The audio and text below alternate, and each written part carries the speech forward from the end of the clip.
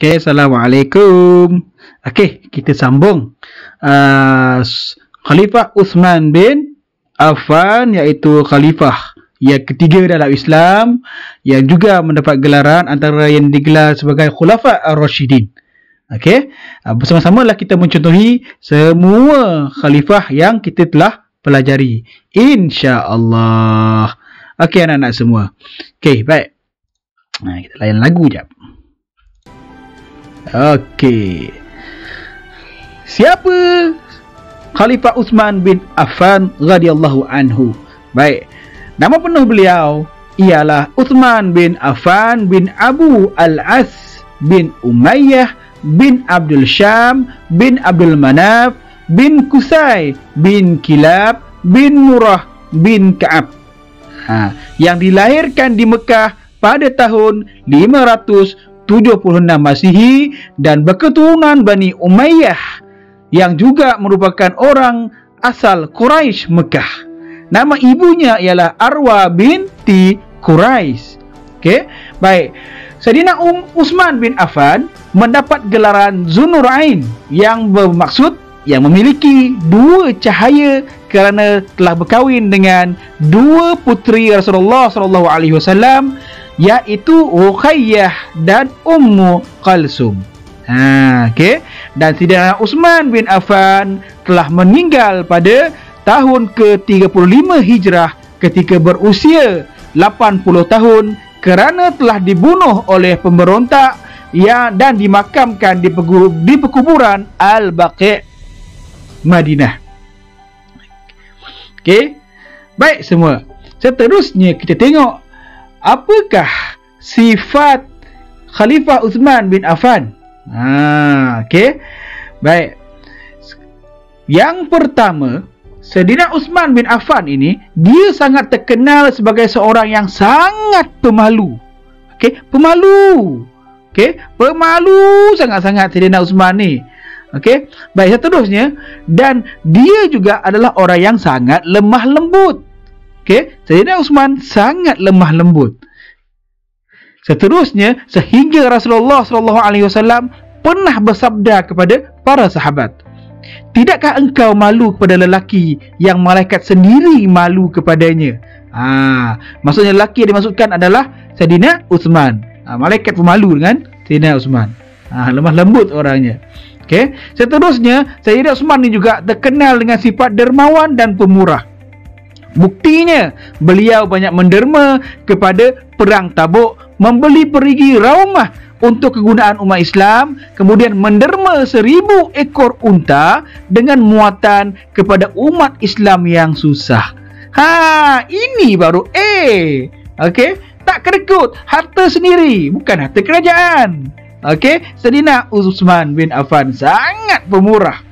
Okey, 1000 ekor unta. Dulu tu unta tu ibarat memiliki Ferrari, memiliki Mercedes Benz. Gitu. Okey, ibarat ada BMW. Tu dia unta dulu. Kuda, kuda macam Mustang kot. Okey.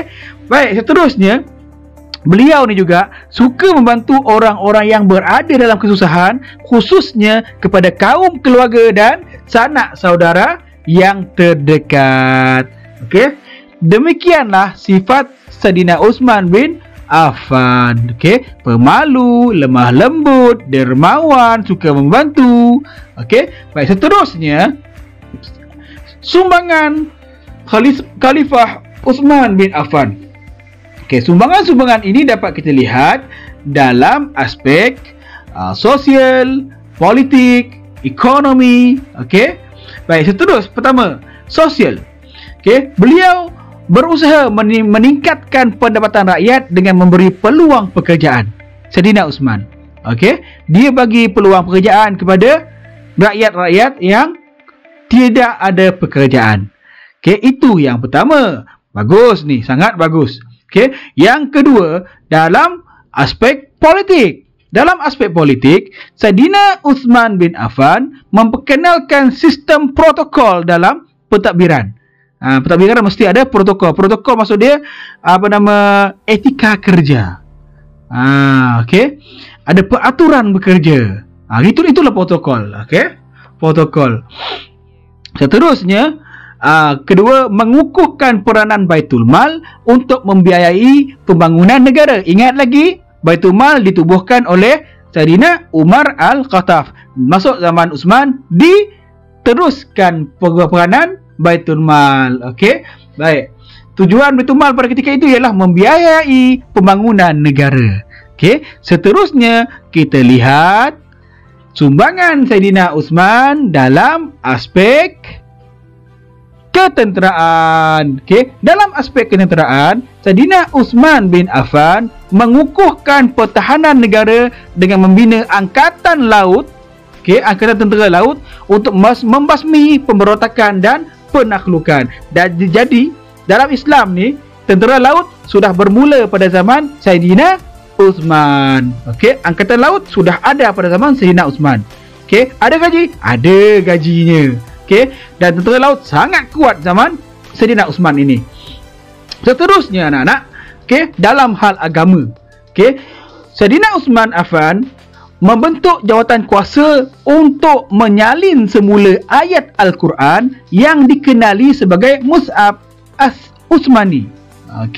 Pada ketika itu berlakunya lagi kematian para hufaz. Itu zaman Abu Bakar. Saidina Abu Bakar, ramai hafaz Quran yang syahid. Dan pada zaman Uthman, pada zaman Khalifah Uthman pula, berlaku perkara yang sangat tak elok, iaitu kafir mengkafir. Berlakunya kafir mengkafir dalam kalangan orang Islam. Bacaan kau salah lah, bacaan kau salah lah, bacaan kau salah lah, kafir kau, begitu. Berlaku kafir mengkafir pada zaman itu. Sedangkan Al-Quran ini ada 7 cara bacaannya, 7 lahjahnya, 7 qiraat cara bacaannya.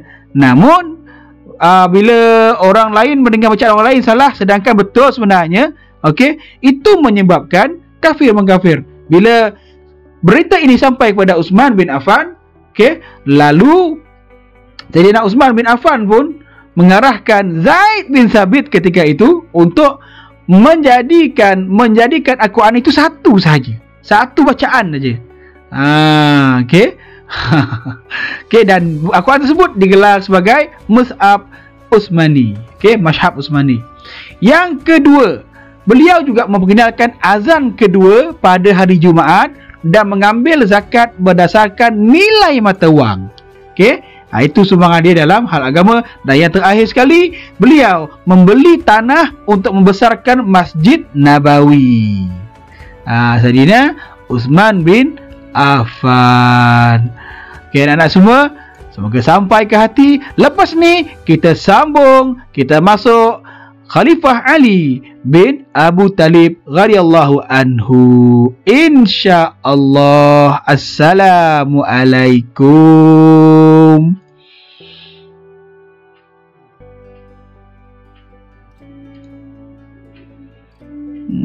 Bye-bye.